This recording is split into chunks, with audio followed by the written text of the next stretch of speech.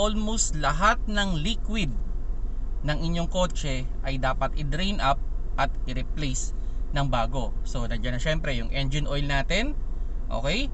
Nandiyan na yung transmission oil natin, kailangan nating palitan yan every 40,000 kilometers or 2 years, including the filter. Okay, next is the coolant.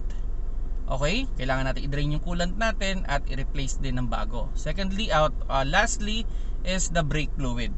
Okay, 40,000 kilometers, yan yung mga dapat palitan. Isang idea lang mga paps, no, kahit sa labas na natin pinapa-PMS ang ating sasakyan o outside kasa, maganda pa rin na sinusunod natin yung standard ng kasa.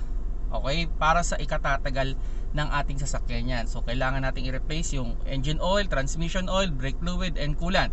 Then kailangan din i-visual check yung mga parts na related sa ating suspension.